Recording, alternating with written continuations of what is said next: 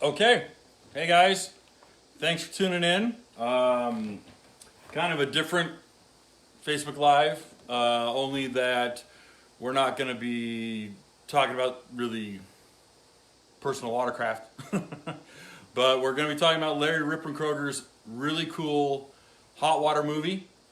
Just came out. It was 2 days. Well, today's Friday, so yesterday. Just a little bit of background. Thankfully, Larry had reached out to us earlier in the year as they were in the final editing process and doing all the sound mixing and all that kind of stuff. He reached out and was asking us to help promote it. Very happy to do it. Helped get a little bit of word out. I know a lot of people had seen Larry and his crew at the World Finals, saw him at the Huntington Beach surf event.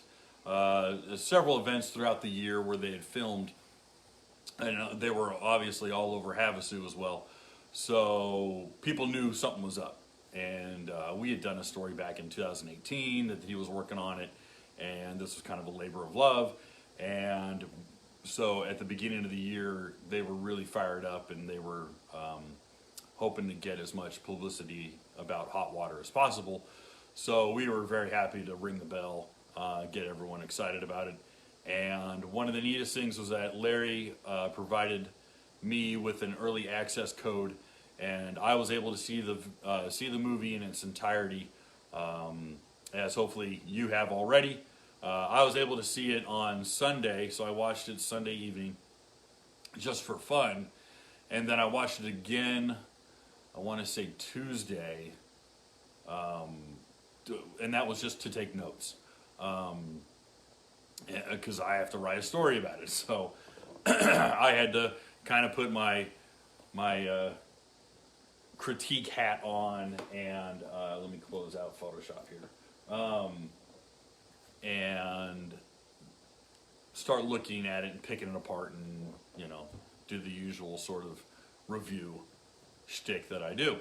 So anyway, yeah, we were able to watch. And have a good laugh.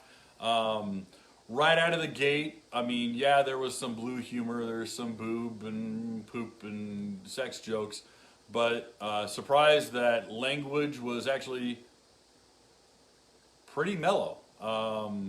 So besides kind of a little bit of blue humor, there wasn't really offensive language. So if you're a parent and you got kids who are, preteen, early teens, I don't think you're going to sweat it. It was actually pretty PG-13. And quite frankly, because the nudity that does exist, first is male nudity, and it's all butts. You're going to see Billy Burnett's, his stunt butt. It's not really Billy's. And then you see Harper's butt in it too. And clearly one of the two people sunbathe in the nude. We'll get into that later. I don't know why I'm talking about men's butts so much, but it's in there. I guess it's something for the ladies to enjoy, I guess. Or some of the fellas. Anyway, but yeah, to be honest, it was actually pretty mild. You're not seeing sexual nudity. You're not seeing anything that's kind of really that gets into the PG-13 area. So it's actually kind of a PG movie, especially given the prerequisites on language. So I would be curious to see what the film board would rate this movie as, because I'm seeing it as PG, just because of the language and the lack of sexual content. There's some jokes, but they're not really crude. I mean, so crude that it would get into a PG-13. Definitely not R. There's nothing in it to make it R.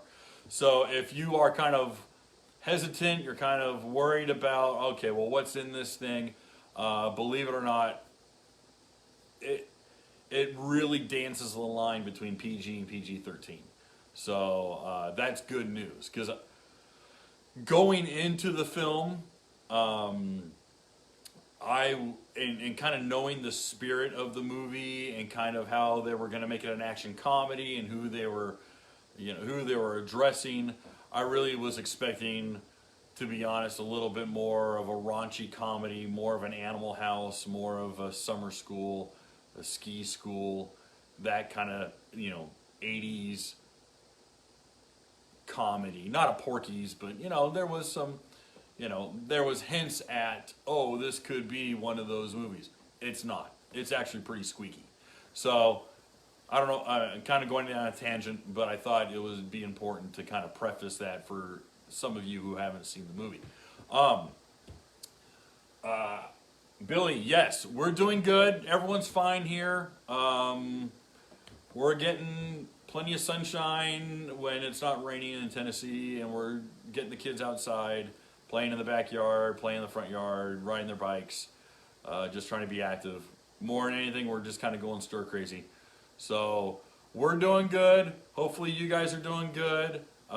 Thank you for reading the magazine. I know a lot of you guys are stuck indoors and working from home. So we've actually seen a spike in traffic for both magazines. I'm actually wearing the Car Magazine shirt. Yeah, so even though people can't go out on the water, or they're trying to be restrictive about going out on the water, or you can't have car shows and go to car events, a lot of people are reading the magazines. So we're very thankful for that. Our advertisers are thankful for that. Please make sure to support the people who support the magazine and who support the sport. In fact, that's kind of an underlying tone, underlying message, I should say, for Hot Water, is to support the sport and to be a part of it and be active. So again, we're doing really good. We really hope that everyone who's reading the magazine and watching this video, that you guys are doing well, you're staying healthy. And again, a lot of our advertisers, a lot of the people who support the magazine, they are going through some rough times. Our hearts go out to them. There's no reason to not be working on your project ski.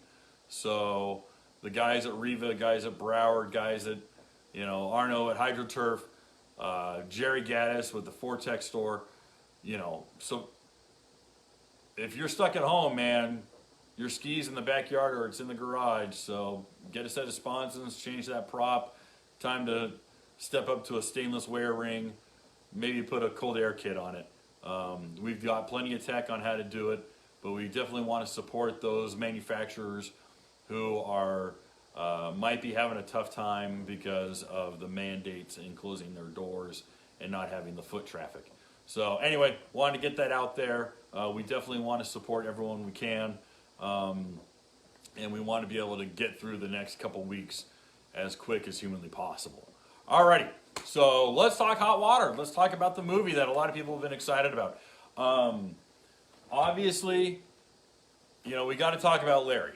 And Larry is an icon in our industry. Larry was an early pioneer coming in. I believe Larry actually participated in the first USJSBA event. If I believe he goes back as far as the Chris Lauber days when they had the first finals in, was it? It's not. Oh, it was in Central Florida, but it's not Lakeland, Florida, was it? Was the first USGASBA? But I believe Larry first competed there. He later became an early champion in the IGSBA events, bringing his talents and his athleticism to racing in those early years. He famously would do a freestyle trick where he'd come out riding two stand-up, JS 440s or 550s. And then, of course, he also had the one 550 with the bullhorns. I always think of Boss Hogg on Dukes of Hazzard with the bullhorns on the hood. And he'd come out with a cowboy hat and have the bullhorns on there. Don't know how well they lasted doing his routine. But as I mentioned in our review, back when Larry was a competitor, those early days, you had to be a triple threat. You had to be a closed course racer, you had to be a slalom racer, which I'll get into for you guys who don't know. And then you had to do a freestyle event. You had to be able to do some tricks. And mind you, these skis were pretty stinking heavy. They were, they weren't as big as say an SXR 1500, but they were big and they were heavy, and you definitely did not have the technology and the engine technology and the hull and the material to be able to do backflips and insane rolls and the stuff that you're seeing guys, on revolvers doing, and the guys on Reapers and all the really, really high tech. I mean, the advancement of technology in our sport really, it really comes into play when you start thinking about what they were doing in those early years. One of my favorite events was slalom. And I remember being a kid, like 11, 12 years old, watching the slalom races, where you had two competitors lined up and they had to go up through the slalom, turn around and come back down, and whoever made it back won. And those early slalom races, man, you saw some serious talent. That's when you really started seeing guys develop leg drags, and you saw the Harry Gochers and the Victor Sheldons who were figuring out how to really maneuver and serpentine their skis through those slalom courses. Yeah, obviously, closed course racing lent itself so strongly to performance and development of product and development of riding styles. And Larry was at the beginning of those years. Larry then, having kind of a natural tendency, being very comfortable on camera, started doing a lot of voiceover work and a lot of on-camera work, but then he segued that career into being a professional stuntman. And it was really interesting is that you think about like pivotal points in time. 1995 was a really, really big year for personal watercraft. It was the time when they had the most magazines. I think there was 5 at the time. Print magazines, obviously, online was non-existent. It was there, but people were just figuring out email. But there were 5 magazines going on simultaneously. Splash, Jet Sports, Watercraft World, Personal Watercraft Illustrated. Guy, you guys are going to yell at me. I'm going to forget. I know I'm forgetting a couple. But then you had the apex of personal watercraft sales. And my understanding is that number was just a hair under 120,000 units in 1 year. I think it was like 118 or 119. I've seen the charts. And these are new vehicle sales. All right.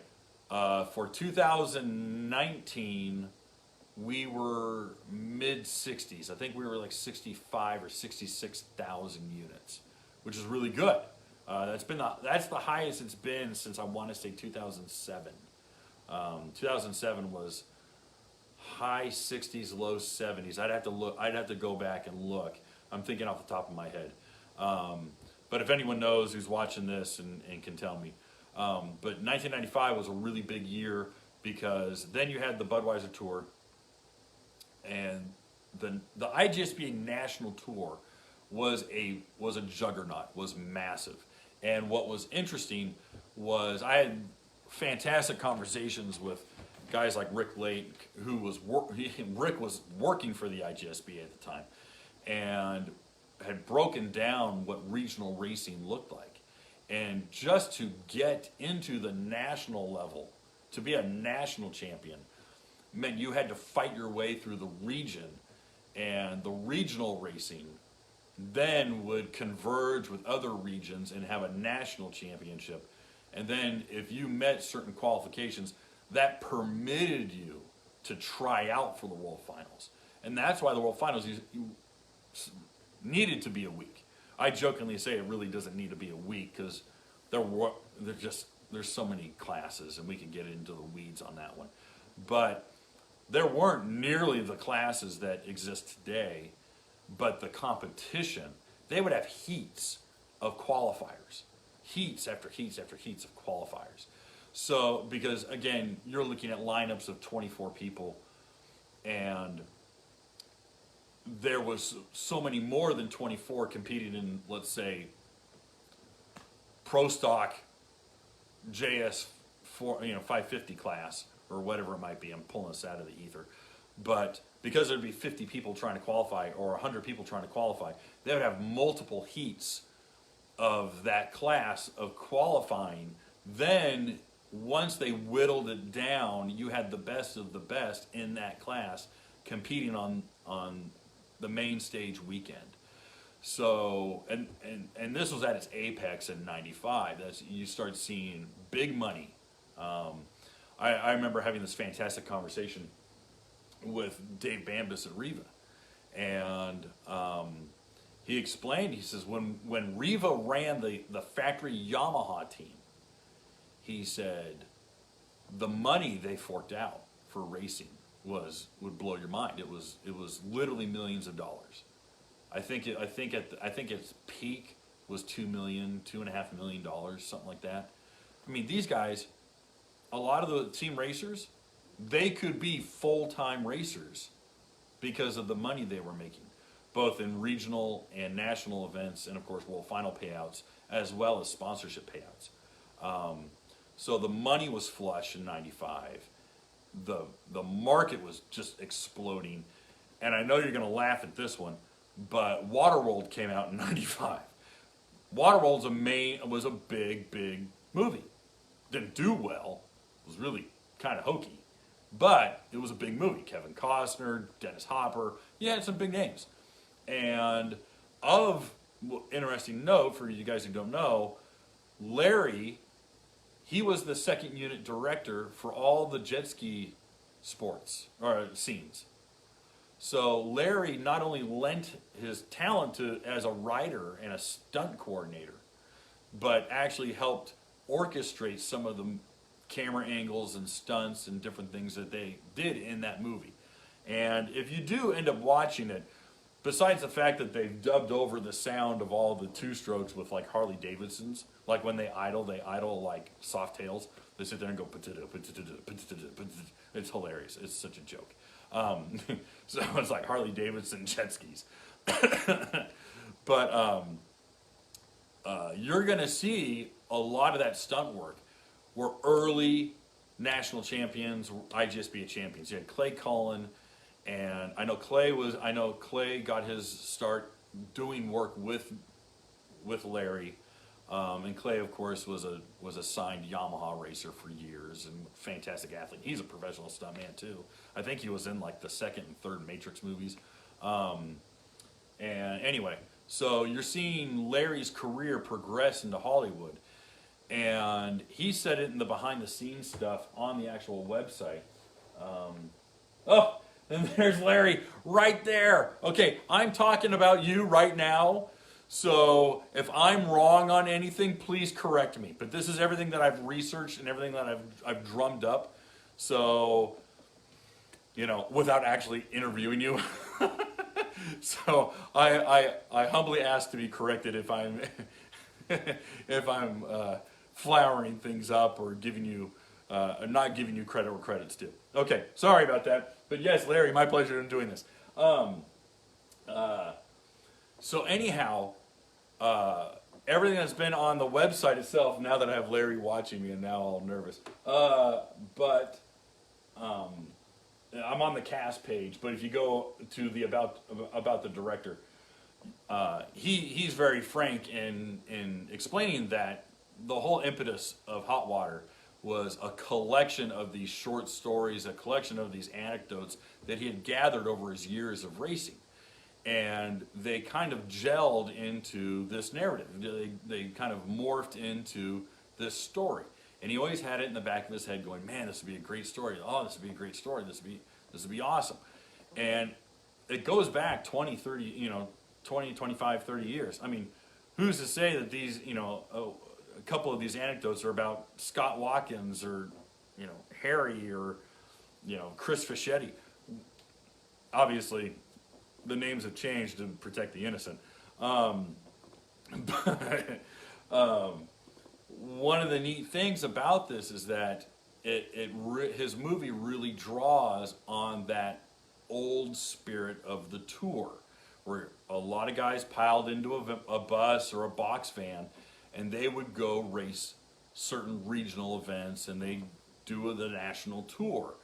And when the movie really starts picking up, they start talking about the national tour in a way that, you know, a few of us with some gray in our hair, we go, oh man, yeah, national tour and racing the tour and hitting all the stops, and it's nostalgic. It pulls at you. There's a lot of younger guys who are like, oh, you know, I wish it was like that.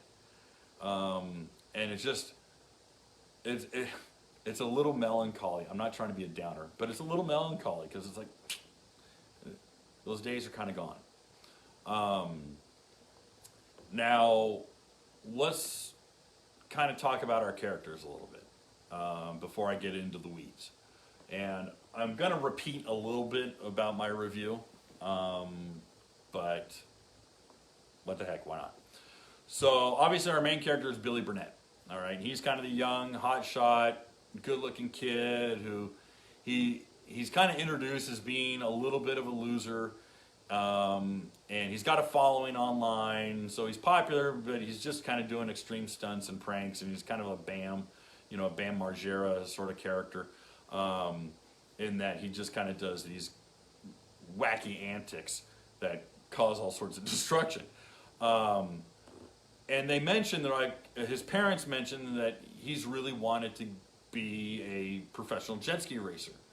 I'm a big believer, and this goes back, and it's personal bias, and you can just roll your eyes and go, okay, Kevin's blowing smoke.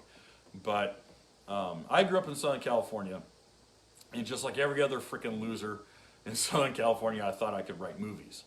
I was dead set into getting into screenwriting, and I liked writing, and I knew I could weave a good story, so I got really into screenwriting. And I kind of went down the rabbit hole, and I realized that I didn't wear enough black, and I didn't blame my parents for all my problems, so I didn't really fit in with a lot of those movie classes, those screenwriting classes. And I ended up going into literature, and you know, that's kind of where I went. But I had actually written a couple scripts. One segued into my first book that I wrote, which was just a dumb fiction novel. But I'm a big believer in show, not tell. And here I am telling things, but showing is far more poignant and lasts with the audience more than telling. And when they said, oh, you know, Billy really wants to be a jet ski racer, I think that was a missed opportunity. It's a missed opportunity in saying that rather than showing that. And I think it would have been really good, and I liked the stunt. I liked the freestyle stunt, the Mark Gomez in the dinosaur suit opening stunt. It shows him being reckless. It establishes his character. It's very good in establishing, okay, he's kind of reckless. He doesn't care about the consequences. He just kind of lets it all hang out and causes all sorts of damage wherever he goes. That's great. It makes for a very funny segment, and it also helps us introduce Dog, the mechanic, because he's the tow truck driver who shows up and has to salvage his dad, Billy's dad's car. The problem is that I would have really, I sat there in my notes and I'm looking at it and I'm going, you know, rather than saying, oh, you know, he really wants to be a jet ski racer, it would have been really more impactful if we saw Billy failing at being a jet ski racer. Whether he has a clapped out piece of crap, you know, like a SXR 800, and he's getting the floor wiped. I mean, they're just wiping the floor with him. He's talented, but he doesn't have the backing behind him. And so it's like, hey, this kid's got some raw talent that could be honed. And if we could just figure out how to hone this kid and get him on the right kind of equipment, then he'd really shine. Oh, okay, cool. And that's how I would have established Billy. And you could still throw in his recklessness, like he has a beat up pickup truck that he throws in reverse on the launch ramp, and he backs down and he hits the brakes and the ski slides out of the bed and into the water, and he just doesn't give a crap. Okay, fine, he's reckless or he's sloppy. We get a little bit of that, but you see him out on the water, and people are saying, "Man, this kid's good. He's just on this smoking garbage piece of crap ski that's all clapped out. Man, if only And you could have Dog being there, going, "Man, this kid, he's pulling some tricks out, and he's leg dragging, or he's really working this 800, and he's really getting it on the rail, but it's just washing out, or he doesn't have enough prop, or he's smoked all of his rings, or whatever the hell it might have been." And that's what gets the wheels turning. That's, again, I'm going by my notes. But, so anyway, we get Billy, and we get Billy being who he is, and he kind of gets by on his charm. That's how he coasts along. He's got some natural talent, and that's as far as it's taking him. Then we're introduced to Dog, and then Dog immediately helps introduce Harper, Jared Harper. And Harper is, and I talk about this in my review, and it was really silly, and I had some people comment, and they were laughing at me. They're like, only you would even bother to bring this up. But the movie directly follows Joseph Campbell's hero's journey. Okay, the best example that we have that's just like super on the nose is the first Star Wars movie. Luke Skywalker, Obi-Wan Kenobi, Princess Leia, Darth Vader, Han Solo. Okay, so in the cycle of the hero's journey, we have the hero. You establish who the hero is. You establish what his norm is, and you have to push him out of his norm. You have to put him in alien territory. Okay, so quite literally, Luke Skywalker is pushed out of his norm when the Empire comes and burns down his house and kills his aunt and uncle. And he's like, okay, and he's just been introduced to Obi-Wan Kenobi, and Obi-Wan Kenobi says, "I know who your father was. He was a Jedi and a star pilot. I want to teach you the ways of the Force. Help me fight the Empire." Well, that's a call to action, all right? So Billy gets a little bit of a call to action. He gets a call to action by his dad going, "I'm kicking you out. You're worthless. I'm cutting you off." All right, so his norm is removed. And then the presentation of being a professional jet ski racer under the tutelage of Harper and Dog helping him out, okay, that throws him into alien territory. Okay, great. One of those things in that hero's journey is that there's a what Campbell calls the mystical mentor. All right, Obi-Wan Kenobi is literally a space wizard. Okay, Gandalf showing up to Bilbo Baggins' house and saying, "Come on an adventure with me," is the mystical mentor. Okay, no joke. If you've seen the movie, Harper shows up, and they go, "Yeah, he not only is he like, not only is Harper like the most, the best racer there ever was. He's undefeated, yada yada yada. But he also took time off to study with Tibetan monks, and so he's all mystical, and he's got his chakra, and he sits there and has to focus his chi, and yada yada yada, all this crap, and he sits there and does the lotus position naked on Body Beach, whatever." So he's literally mystical. He's literally a mystical mentor. And they even allude to, in one of the first introductions of Nikki Lee's character, Weber, Kelly Weber, I had to get the names up, is that she says, "Oh, has he taught you his super secret hole shot maneuver?" No. And that's the first introduction of he's got a mystical secret. So we are literally following Campbell's hero's journey, like point for point for point for point. So bear with me on that one. Harper is interesting to me. I actually really liked, is it Trevor Donovan? I really like Trevor Donovan's characterization. Trevor's been, I looked him up on IMDb. He's been on like 5 or 6 Hallmark Channel movies. He was a recurring character on 90210. So he's a dramatic actor, and super good looking, blonde hair, beach body, awesome, great athlete. He comes in. He's the reticent tutor. He's like, this kid. It's almost like Yoda, where Yoda's like, we can't train him. He's too old. He's too set in his ways. Harper's the same sort of way. Harper's like, he's already set in his ways. I don't really want to do this. This doesn't interest me. Until Dog says, hey, listen,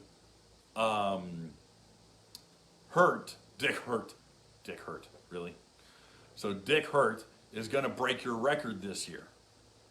Well, no, he's going to meet your record. Because I wrote it down that he was going to break Harper's record, and then in the world final scene, they say he was going to match his record. So there was a little bit of continuity. There was a continuity scrape, and my notes might be wrong. I'd have to watch it again. But that's what motivates Harper, is preservation of his legacy.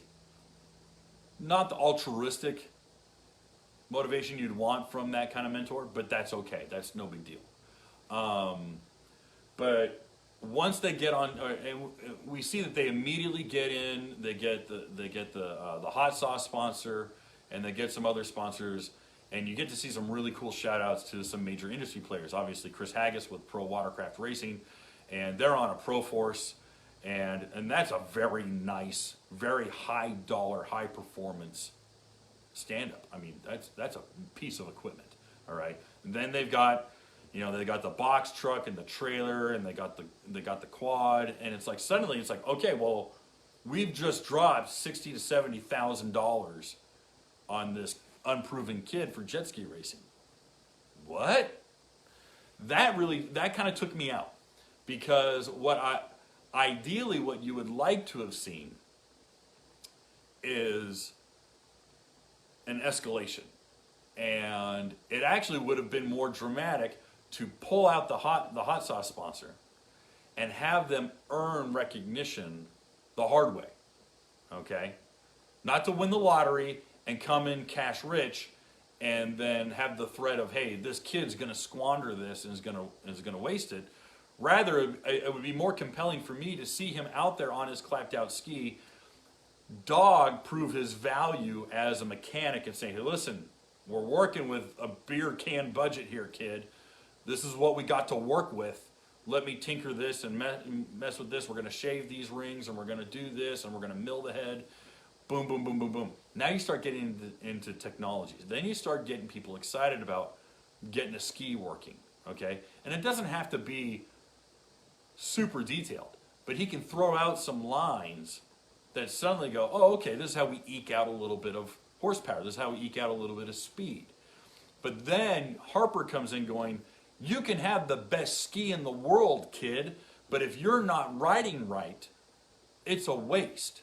And that's when you start seeing both the ski escalate and Billy start to hone, because he's already talented, but start to hone his talent through Harper, okay?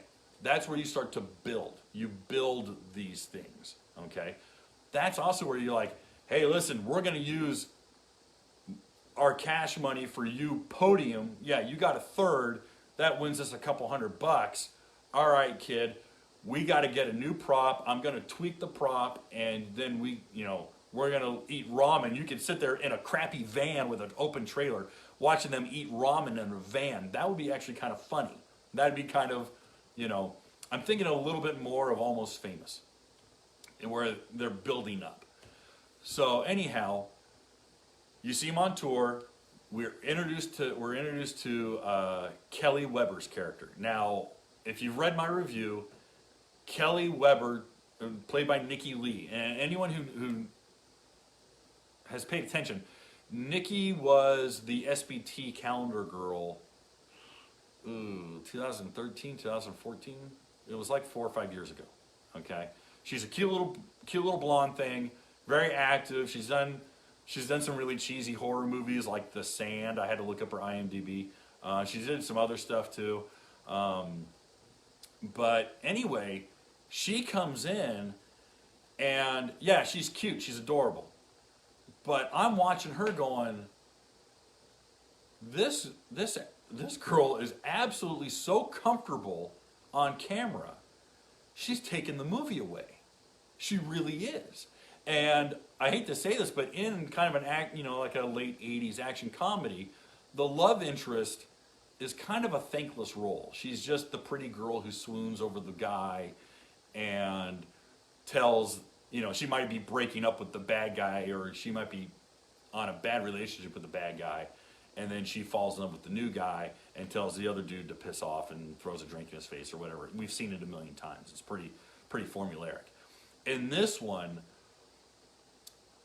they're exes. She and Dick Harper are exes. They tried it. It didn't work, but they're on the same race team. But she is accomplished on her own as a racer. She is a women's national champion.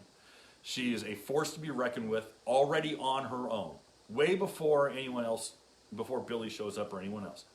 All right. Also, we know that she used to race and learn under Harper as well. When I watched it twice, I didn't see anywhere where they dated. They were not a couple. She was too young. But he was a mentor or an idol to her. So she's learned from the same mentor. She has excelled in her own career on her own. And I really liked that. I liked that she was her own person, and that she had her own accomplishments underneath her, and that she had her own goals. Her goal was to compete in the men's class and to beat the crap out of the guys. I'm like, great, sweet. And I didn't know if it was a throwaway at the very beginning. I'm like, okay, hey, listen, here we go. We're going to get some, we're going to get some politics in this. Not at all. It was absolutely genuine, because she was trying to elevate her game. Because every time you talk to her, or every time we heard her talk, and especially in talking to Harper and Dog, you saw that she was goal-oriented. And I'm like, okay, great. All right, she's her own character. And I really, really liked that. It wasn't just the, oh, gee golly, he's so cute. I was afraid of that. And boom, she was a rock-solid character. And I honestly say this, and I'm going to wear you out, I really do think that she had the best arc. All right, Larry's telling me to watch it again. I will. But that she had the best arc. I really do think that she had the best arc. But we'll get back to that. So anyhow, we get on the tour, and for anyone who's been to Havasu, you can tell that a lot of Body Beach, a lot of World Finals, a lot of Crazy Horse is substituted for the different locations that they go to. And obviously, hey, budgets are budgets, and you got to work with what you got. And so they had to be, had to do some clever editing so that these locations, or these few locations around Havasu, could second as different spots that they went to. I mean, even the golf course at the very beginning was supposed to be in California, and you can see the Colorado River in the background. But nevertheless, what I really liked, what I really appreciated, was the filming that they did in the Huntington Beach, at the Huntington Beach event, a Ross Wallach's event. Fantastic. Now, let's rewind the clock a little bit. When Chris McCluggage was a young gun, all right, when you had some of the biggest names, surf racing was where it still is, and I'm not saying it's changed, but surf racing is the most grueling, most challenging racing. Everything that I've seen, heard, talked about, interviewed, surf racing literally culls the herd. It is, your clapped out ski is going to let go, and the racer who hasn't trained or was up drinking the night before is really going to fall off. I mean, fall apart the next day. And surf racing absolutely weeds you out. And I loved, I absolutely love the fact that Ross brought racing back to Huntington Beach. and that event is actually happening. That to me is awesome. That's fantastic. You know, not to mention the fact that I used to live in Huntington Beach. But in addition to that, so much footage was taken out there. And that is where we really start to see a lot of Jared's mentorship kind of going unheeded.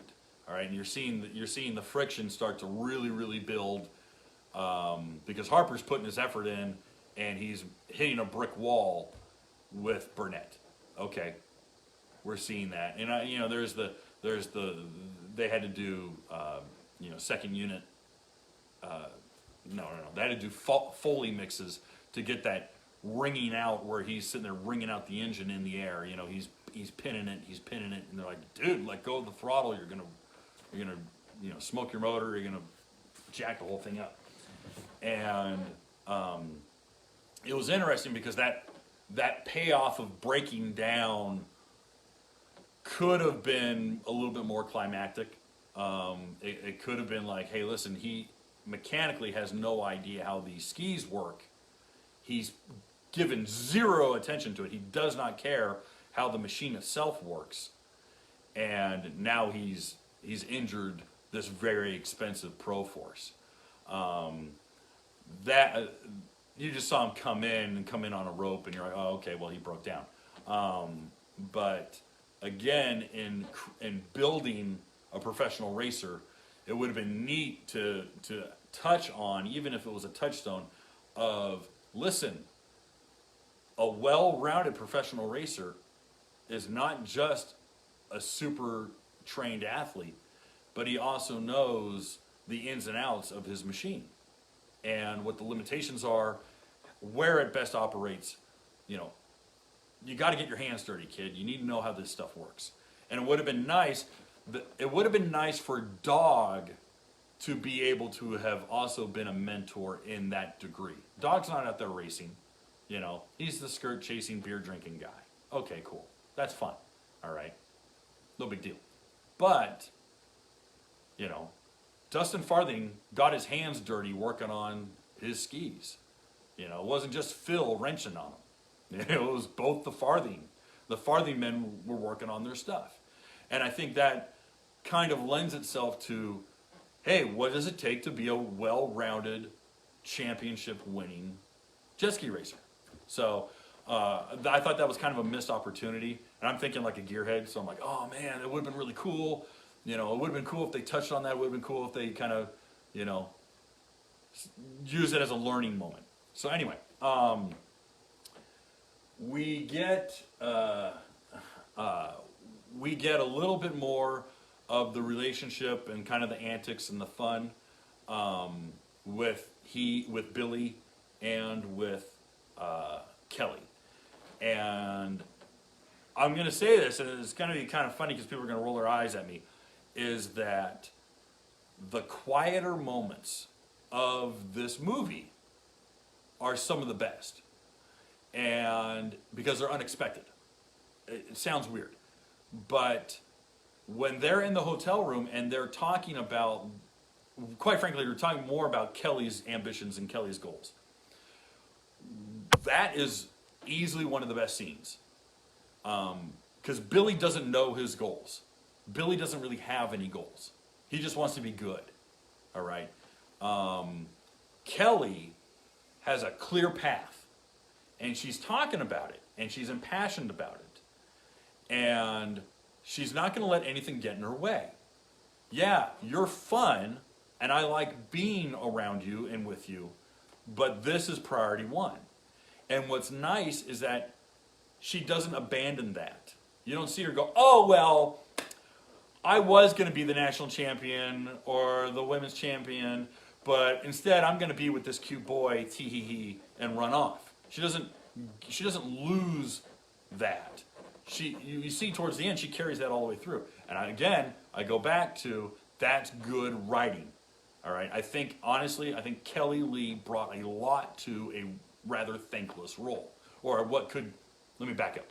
What could be traditionally a thankless role. So anyways, we start really kind of seeing, well, let me talk a little bit about the bad guy, about Dick.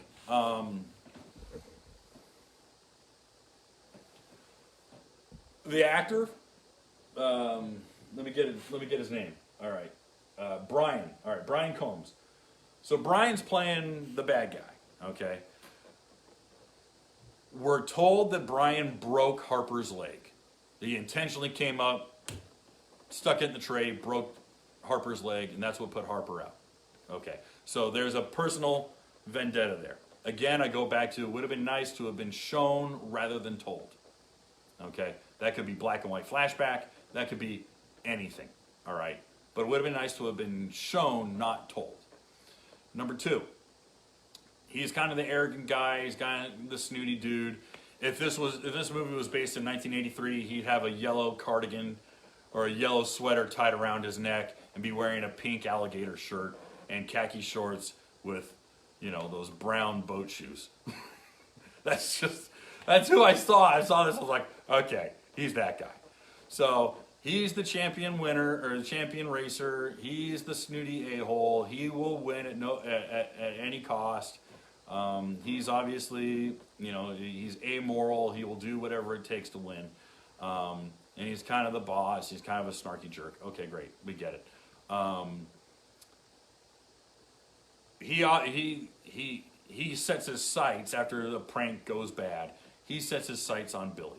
Okay, great. He's already got it out for Harper. But what's interesting is that we don't see a lot of Harper and Hurt clashing. And there's history there, so it would have been kind of cool to see that. Instead, we get the French guy, Nuke, who turns out not to be French, or if that was an outtake or, being silly. But we get Nuke, and they're talking about girls and picking up girls, and then you constantly have Dog talking about girls. And to be honest, the Summer character, the whole, I'm going to go take a hot shower, and it's just a regular shower, but with me in it. I mean, I get it. She's lovely girl, beautiful, gives you something to look at. She gets to strut around, looks great. I'm not complaining.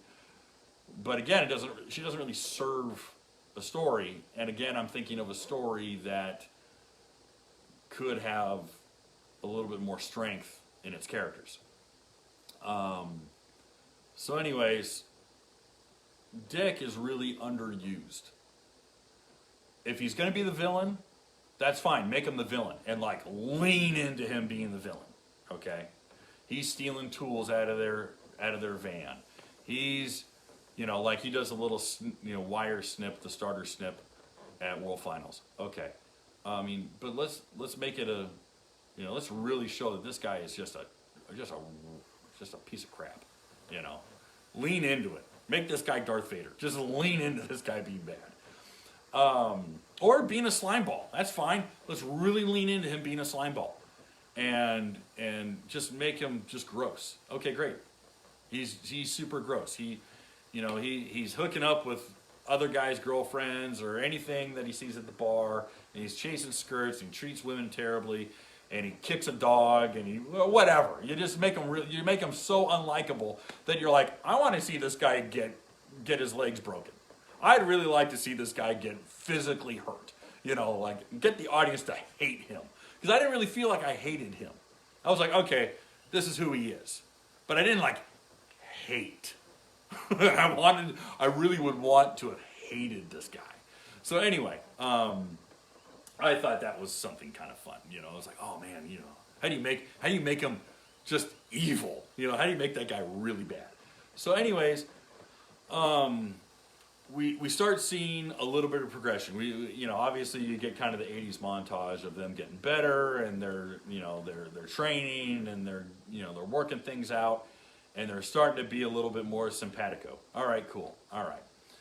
Then you have what Joseph Campbell calls the abyss, okay, in the hero's journey. This is your character's lowest point, okay? This is where everything goes wrong. So in Star Wars, it would be that Alderaan's been blown up. The rebellion's on the run. They're hiding on they're hiding on Yavin 4 on the moon planet, and the Death Star's coming, and Obi-Wan's dead, and Luke's all alone, and then his last friend, Han Solo, he's like, dude, I'm splitting. I'm taking my money. I'm getting the hell out of Dodge. And he splits. And he's like, crap, screw you. I'm fine. I'll do it myself. He's an impetus 17-year-old. And they're getting wiped out. They're in they're at their lowest point, right? And what does the hero do? The hero's got to pull up his big boy pants, and he's got to shoot the photon torpedo into the exhaust tube, and he's got Darth Vader on his tail. And thankfully, you have some intervention. That's the mystical intervention of use the Force, Luke, and stop using the target computer. And then, of course, Han comes in. And what's neat is Han Solo is the one who shoots Darth Vader out of the sky, which is kind of cool. It's like he got one on the baddest dude in the galaxy. I'm talking about Star Wars here. Sorry, but anyway, you have to put them in the abyss. You have to put your character at their lowest point.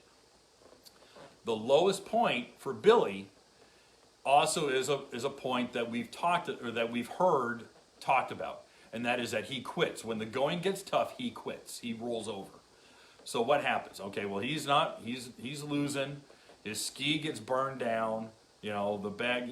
Dick Hurt sets his ski on fire, and the girl sees him being mooched on by the town bicycle, which I thought was kind of weird, because she knew that the older lady was just a horny old lady who would smooch on anyone, and so and okay, maybe she couldn't tell that Billy was super drunk, but I thought the reaction was really pendulum swinging. I thought it was really an overreaction, because she clearly knew who that old lady was and was like, okay, she's gross, so I'm kind of put off by you, even being around her, because she's super gross. She's a town bicycle. And all Billy has to be is like, blah, sloppy drunk. Be like, oh, really? I'm sorry. And she's like, okay, well, A, you're sloppy ass drunk and you got a race tomorrow. And that's idiotic, so you're not taking this seriously, which would have actually lent itself more to both characters' arcs. It's like, hey, you're sloppy drunk and you got a really important race tomorrow. It would have been nice if you took things seriously and went to bed early and, carb loaded or whatever the hell you do, And that was kind of something I was like, oh, okay, that's a missed opportunity, Instead of, oh, you're cheating on me with the gross old lady. No. Anyway. So I'm nitpicking, but that's why I do this.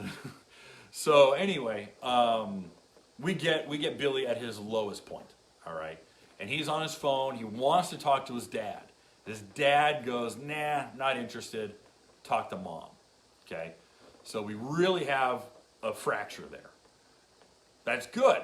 We are showing Billy at his lowest. He's talking to his mom. Mom doesn't really know. She just wants her son to be happy and to succeed at something. But that's where we see Harper, and that's where Trevor Donovan breaks out his acting chops, because A, he's in the background and he's paying attention. He goes, okay, even though Billy's saying, no, it's cool, I'm just going to come home, I just think this is kind of over. We're seeing Billy McEwen. It's Glenn McEwen.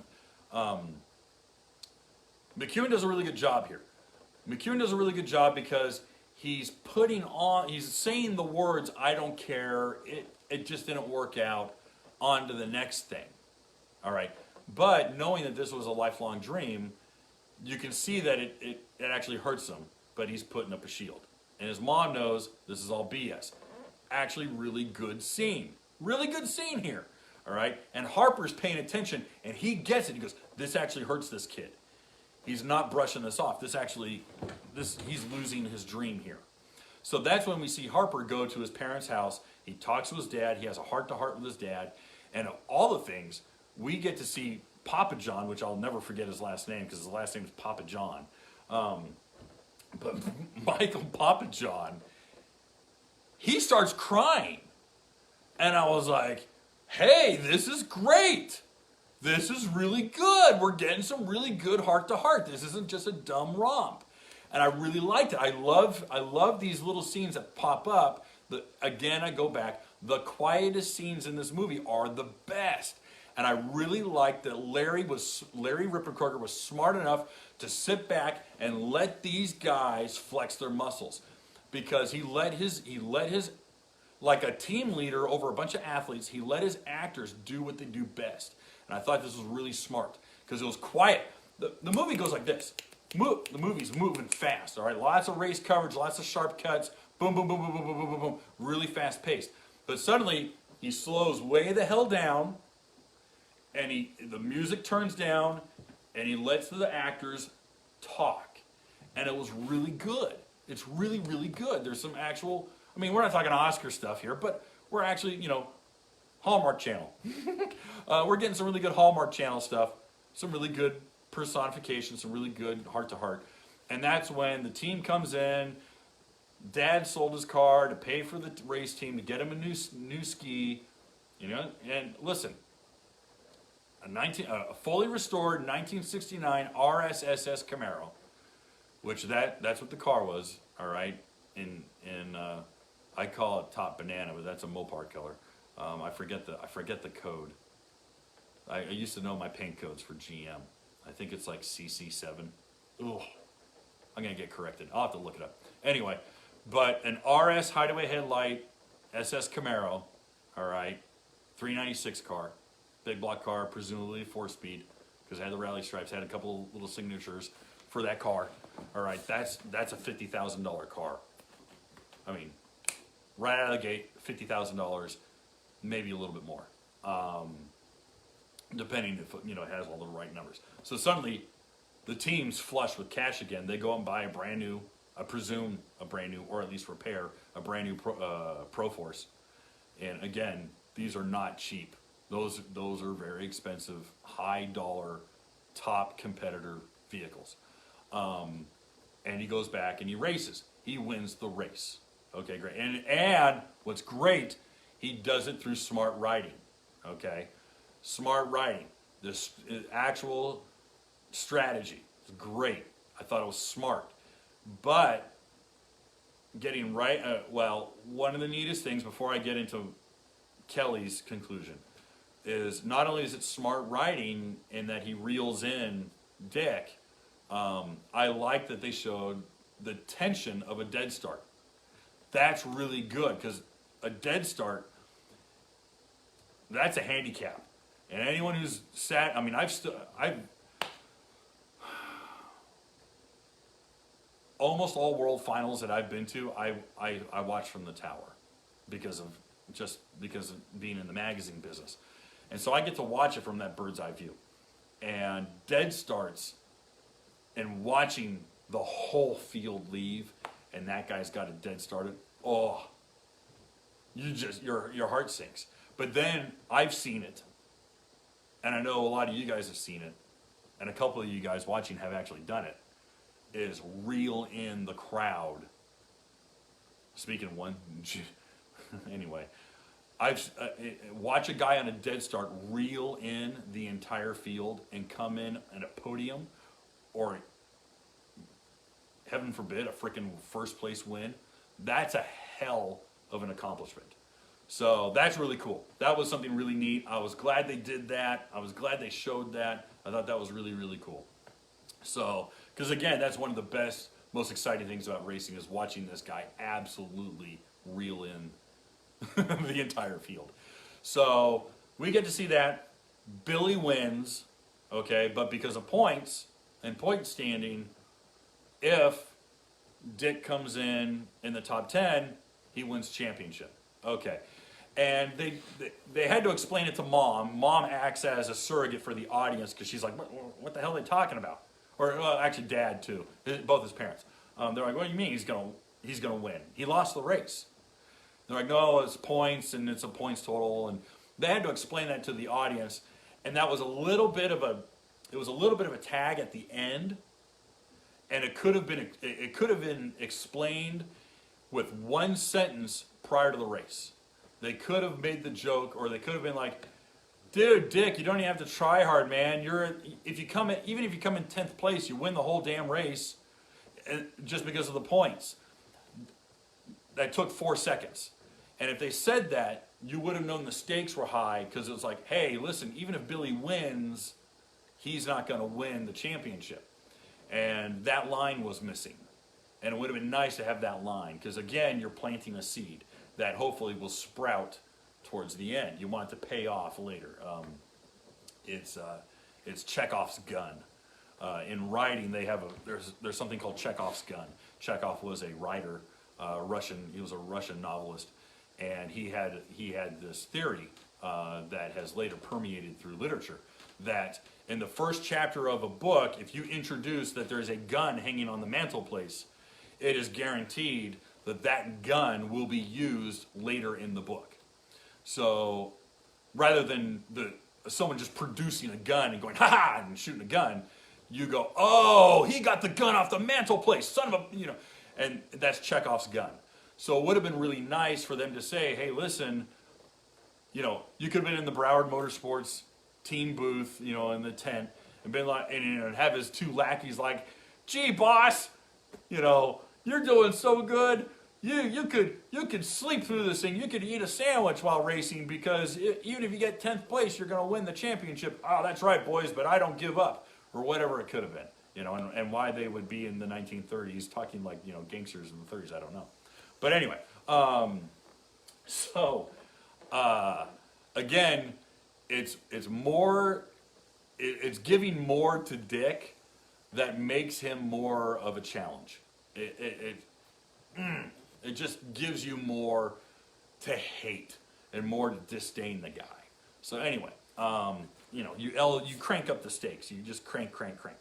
So anyway, we've got Billy doing some really good writing, listening to his mentor, the whole "let go, Luke," and letting go. And it's like, and he literally says that. He's like, just race like you used to race, dude. Just freaking ring it out. Oh, bitchin'. So you get to see him ring it out. And then, of course, he wins. Now, fun note, and I know it's getting around on social media. Almost all of the onboard racing for Billy was done by Chris McCluggage. I was literally going to write, and I was going to write in my review, 40-time world and national champion Chris McCluggage. And I realized I don't know how many championships Chris McCluggage has racked up in his 44 years or 45 years of racing. Well, he's not 40. He hasn't been racing since he was a newborn. But, sorry. But I literally don't know. I looked up on his Facebook page. I looked up in the Broward Tequesta store. I didn't know. I was looking up anything. I'm like, how many damn championships does this guy have? Anyway, so Chris did all the racing. All right.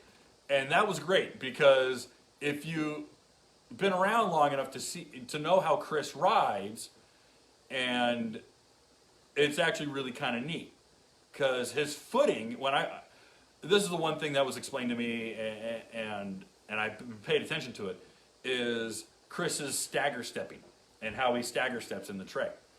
And he does, there's a couple little tells that was like, it's Chris. That's, you could put him in a clown outfit out on the water and you'd be able to recognize, okay, that's Chris. Chris does these things. Anyway, so it was really kind of fun to watch all the race footage, knowing it was pretty much Chris doing the racing. And that lends itself to, obviously, one of the funnier scenes is that Billy wants to wear a set of board shorts, these floppy little goofy board shorts. Well, actually not even board shorts, they're like dumb swim trunks that he got at like a souvenir store of like a bikini top. Bikini, it was a woman's boobs. He goes out there and he has a get off and he loses his shorts and he does the rest of the race pantsless. All right. And I was laughing because I'm like, okay, all right, he's running around with his pants down. It's like 1.5 minutes of footage of him with his pants down. And I'm like, okay, we get it. He's got no pants on. But how much of Chris's ass do we need to see? I mean, it was a lot. And so much so that Rachel McCluggage, Chris's own wife, was like, wow, there's a lot of my husband's butt in this movie. And which I thought was fantastic. So, because she had no idea. She hadn't seen it. And so, or she hadn't seen any footage prior to the movie being completed. So I got a good laugh out of that. I thought that was fantastic that it even surprised Rachel. Anyways, okay, so let's get back to it. I gotta say, what was really neat was that Nikki Haley's Kelly Weber character, she had a rough go of the race. She had a rough go of the race because her own teammate smashed into her. And again, that goes back to my earlier note of like really coming to despise, really despising our villain. Well, it would have been nice if we saw something earlier to already hate him, like really hate him. Now, when he knocks Weber off her ski, she's got to get towed back to her ski and get back on. She's got to reel in the rest of the crowd. So she's fighting too, all right? And she's fighting. She's coming in and she gets radioed, hey, listen, back off, let Dick get 10th so that he can win. And she literally comes to a stop. They're idling because he's swimming his ski and it's this kind of neck and neck thing, and she's sitting there behind. And what's nice, they do a lot of cuts. They do a lot of cuts of her, of her face and thinking, she's contemplating, she's going through things in her head, but they cut back to Billy and they cut back to Harper. And what's nice is that it's not do it for Billy. It's screw that guy, do it for you. And she goes, you know what? No. And she wins. She goes, and gets in there and she gooses the throttle and she goes past, robbing Dick of the championship. She gets her 10th place. Okay, fine. She gets her number plate. But what's nice is that it was not for Billy. It was her. She fought back. I would have liked it, to be honest, it should have been shortened because I don't think she should have let Dick also stand in her way because she wasn't at the beginning of the race. She's like, I'm going to win. I'm going to win this damn thing. So her hesitating wasn't for Dick. It was for the team. She didn't want to risk, her sponsorship. She didn't want to risk her ride. She had a pretty good ride going on with the team. Boom. Okay. She takes it. I thought that was great, giving her the climax. I thought her and her arc and her winning was almost better than Billy. Now that's personally, it's me. Maybe because I have 3 daughters and I'm like, I'm not going to push them into jet ski racing, but I still want them to have goals and to, damn the torpedoes, full speed ahead, freaking go for it. So I was actually kind of stoked about that. I really liked that part. 2 things about the ending. Maybe 2.5. All right. Number 1. Billy being lifted up on the shoulders and being carried around, being surrounded by his mom and dad and the girl and his teammates, and he's at World Finals, was in the preview, and it's on the website. And I'm like, dude, okay, I get it. We know he's going to win. We know the boat's going to sink at the end of Titanic. But don't show me the ending early. That really spoiled. That kind of was like, okay, well, he gets reunited with his mom and dad, and he gets the girl, and he wins. Okay, great. And they're clearly at World Finals. And I was kind of surprised. I was like, and I knew that from the very beginning. I was like, well, okay, they literally showed that on the website. And it was like about the movie. And here he is being lifted up. And they were like, it's a great shot. Awesome shot. But you don't want that you don't want to give that away. Number 2, I thought this was fantastic, all right? Because in the behind the scenes on the website, they interview Sam Nemi from Broward Motorsports.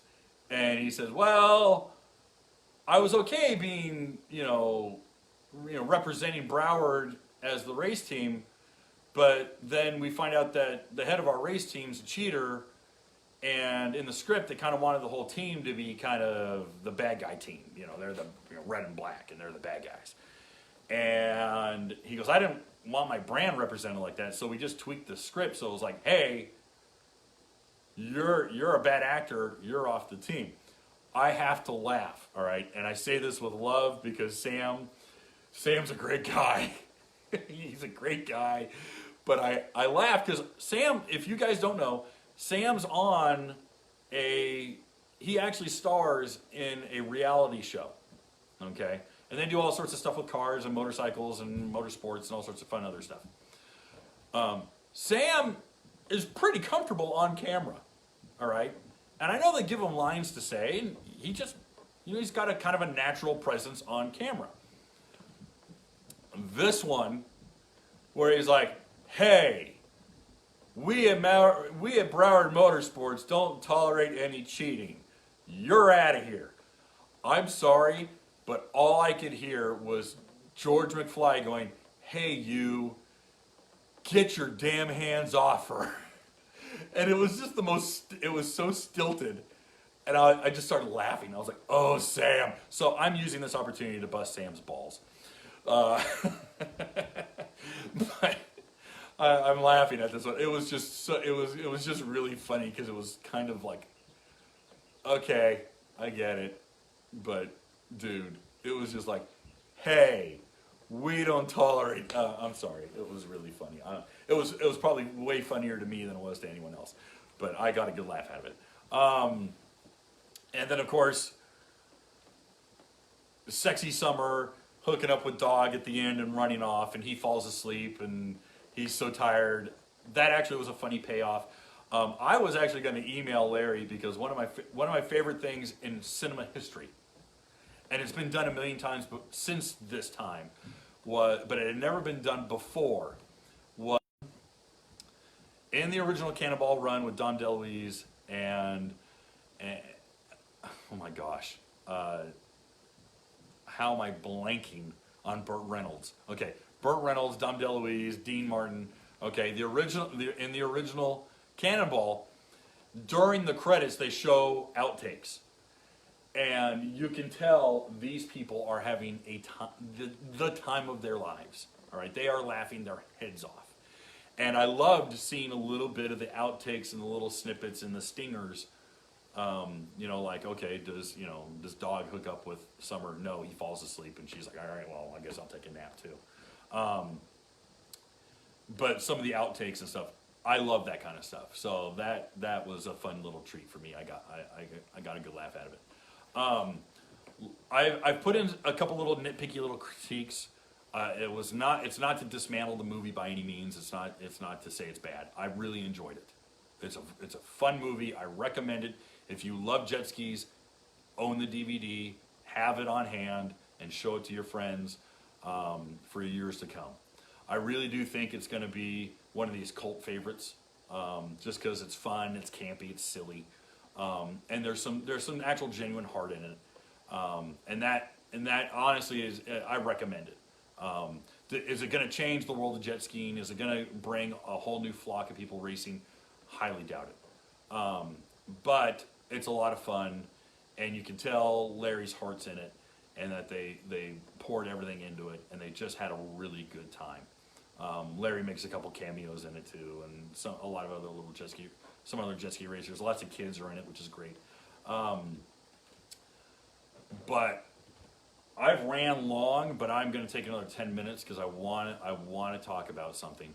And I thought, and I didn't really know how to address this, and it's not really a critique on the movie because the movie's good. The movie's good. It follows a very organized template. It's not sloppy. There's a couple little continuity things, like in the beginning, he can't speak Japanese to one of his Harper can't speak Japanese to one of his Japanese clients, but then in the middle of the montage of him racing, he's suddenly speaking Japanese. Okay, I mean, little stuff. But one of the biggest things for me was I was hoping for something more akin, and this a lot of guys are going to roll their eyes at this. I was hoping for something slightly more akin to the first Fast and Furious movie, which is The Fast and the Furious. That movie is not a good movie. But that movie started a series that's worth literally multi-billion dollars. Okay? And that movie and the subsequent movies that came after it, but the first one really, got more people into lots of cars, different kinds of cars, and for different reasons than any other car movie in the last 30 years. It really did. It started movements. And why I was hoping for a movie more akin to the first Fast and Furious was because of the ripple effect that first movie made. Okay? Well, let me explain to you. That movie came out in 2000, 2001? I'd have to look it up. I think it was 2000. At the time, my older brother was really good friends with the guy who ran Carson Auto Wrecking in Long Beach, California. It was an auto salvage wrecking yard. It was a junkyard. We went in there one day. We were talking to him about other stuff and different hot rods and different cars and things like that. And he looked at me and he goes, "Do you know how many idiots have called me asking, do you have any 1970 Chargers?" And look at them today. A 1970 Charger and a Dom Toretto clone are worth thousands, I mean tens, if not hundreds of thousands of dollars. Okay? The Dom Toretto Charger never actually ran. The car where the hood's up and he walks around it and he's telling Brian about the car and he goes, "Have you ever drive it?" And he goes, "No." He goes, "Why?" He goes, "It scares the shit out of me." Imagine that scene, but for jet skis. Imagine that scene where, let's say he's riding his old clapped out 800 and Dog's like, "Dude, I pushed this thing to its bleeding edge. We got to do something different. We got to get you on something fast. We got to get you on something." "All right, well, what do you recommend?" And then they wheel out an SXR 1500, or they wheel out a Pro Force. And they go, "Well, what the hell is this?" And he goes, "Dude, this is a Pro Force 2.0, and it runs a 1500cc Kawasaki motor. The head's been milled, the pistons, you know, we've ported it. It does this, it does that, yada yada yada. The pipe does it." Just gone through. It's like, "Hey, we're running a Scat Magnum pump," and all this gnarly stuff. And you literally get the Dom Toretto talk about whatever the new ski is, whatever the new GP ski is. And they're literally in a shop and Dog is telling Billy, this ski scares the shit out of me. I don't mean to swear, guys. I normally don't swear, but to take Dom's words. And he's like, "I don't drive it. It scares me." And that's why at the end of the movie, he wheels out his dad's car. And you're like, oh, here we go. 1,000 horsepower. Here we go. 70 Charger. Lifts the wheels off the ground. And he's walking on a freaking twin turbo, Supra with the wheels up. Which, by the way, nothing smokes the tires with the wheels up. That's a loss of traction. But it looks good on TV. It looks good in the movie. But imagine that scene, that garage scene in Fast and Furious done for jet skis. Do you know how many kids would watch this movie and go, "I don't care what it is or how much it costs. I want that Pro Force, or I want a built." It could have been whatever. It could have been a Commander, one of their turbo Commanders, or it could have been a Bullet, or it could have been a totally wicked SXR 1500. It could have been whatever the heck you wanted it to be. And it's like, "Hey, listen, kid, Kawasaki wants to sponsor you. You got to ride this SXR, and here's what we're gonna do to it." And they're like, "Well, how fast is it?" The thing goes 80. And they're like, "What?" That's why when they said in the World Finals, they go, "Oh, well, Dick's got an extra 30 horsepower to the unfamiliar doesn't mean much." But when you establish, "Hey, listen, the ski you've been riding does 65 or it goes 70. and Dick's ski goes 72. And then prior to World Finals, you go, hey, a couple guys down at Body Beach clock Dick going 82 miles an hour. He's got to have an extra 30 or 40 horsepower. You establish some rules. You establish the threat. I honestly, and this is not me being puritanical about it, you could have dropped Summer. You could have dropped all of Dog's skirt chasing. You could have dropped a lot of the shenanigans, been a little less Super Troopers, and a little more Fast and Furious. And had you done that, had anyone done that, if I were to make a movie, well, I couldn't drum up the money for it, but, you know, were I to write the script, it wouldn't be nearly as funny. I would cut half the jokes out of it. But it would have been, holy crap, this is how you be a pro racer. This is what it takes. And then this is the next level. And the reveal of the Supra is great, all right, in the first Fast and Furious, because it establishes, hey, I got this clapped out car. We built it. It's a force to be reckoned with. It's really fast. But a half an hour, 45 minutes earlier, we've established there is a standard that we cannot reach. There is a standard that terrifies the big bad. I mean, so Harper could have said, you know, before I hung up my life vest, Pro Force was going to hook, or Pro Watercraft Racing was going to hook me up with this ski. And they gave it to me as a gift and I never used it. They're like, well, why didn't you ever use it? And he goes, dude, you know what this thing does? It's too fast. I've gone on it twice and it throws me off. Oh, it's too much for Harper to handle. And then they go, crap, our built, you know, our dog built 800 can't keep up with what Dick's bringing to the table. And Harper goes, well, I still got the Pro Force. Let's bring that out. And then the Pro Force comes out. And you're just like, oh, because it freaks you out. You're like, oh, man, Harper's too scared of it. And this kid's going to go on this thing? Oh, okay, here we go. And that's when you start elevating, what could the skis do? And are you man enough? Are you a good enough rider to handle that ski? And see, that's the stuff that was in my head. That's the stuff that I was like, oh, dude. Because that gets a 14-year-old boy going, okay, I want that, all right? Chances are, you know, the 20-year-old kid who watches Fast and Furious and sees Dom Toretto freaking grabbing air for the first 800 or the first 80 feet, just absolutely pinned. He's never going to own a Keith Black built or Ray Barton built blown Hemi Charger. But he knows that's the baddest thing in town. You could have done the same thing with the Pro Force. Instead, he gets the Pro Force right out of the gate. That was me as a gearhead going, oh, missed opportunity. Anyway, guys, I've been talking about this for an hour and 22 minutes. If I go 18 minutes longer, I will have literally talked about the movie as long as the movie is. So I'm going to shut up. I see, would you come act? I would come act for you if you did make the movie. Yeah, I agree. So much of those scenes should be cut right in time pacing.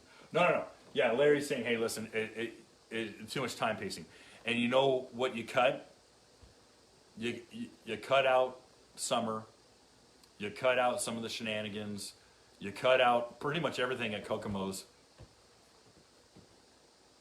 And I don't know, and that tears a lot of the fun out of it. I understand. It's literally, you know, where do you put where do you put your marbles, man? It's like, you know, what's the bigger priority? So again, thank you, Larry Rippenkroeger, for making this movie. Thank you, and I hope everyone's watched it at least once, if not multiple times. I'm gonna watch it again. Because now I want to see if I was talking out of my butt. I want to see if I was wrong on a bunch of things. My notes, I mean, I got a whole bunch of notes. But I try to be pretty studious about it. But anyway, guys, it's a lot of fun. It really is a fun movie. Hopefully it does get guys excited to go out there and get on a stand-up and learn to ride a stand-up if you don't know how to do it. Learn to be a better stand-up rider. I know I definitely need to be a better stand-up rider. And then by all means, let's support the sport as much as we can. We can't be, we're not racing right now because of everything with COVID, but, you know, a set of sponsons, a prop, a wear ring, handlebars, hand grips, support the guys who support the sport. Thanks again for watching the magazine, or watching this video. Thanks again for reading the magazine. Thank you for subscribing to the newsletter so that you don't miss anything. Guys, I'm going to sign out. It's been a lot of fun. Again, please check out the movie, support Larry, and share it on your Facebook page, your Instagram, and Twitter. Share this movie, please. We definitely want Larry to get his money back, but we definitely want this to grow. We really, really want this thing to be a success. And that's the biggest thing that we could do. You know, if you think, well, what could I do? Share the link, tell your friends, go, hey, even if you don't like jet ski racing, but you like pretty girls and you like people having a good time and some really cool jet ski action, watch the movie. You've seen everything on Netflix, and there's nothing but Disney cartoons on Disney Plus. Let's watch something really cool. So share it, please. Let's help get the word out. I'm going to share it on my personal Facebook page. We want everyone to see this movie. So thanks again, guys. We really appreciate it. I'm going to sign out. Oh, we got another comment. Came in late. Rewatch it. Okay. Well, hey, thanks again, guys. Really appreciate it. Have a great weekend. Be safe, and we'll talk to you soon.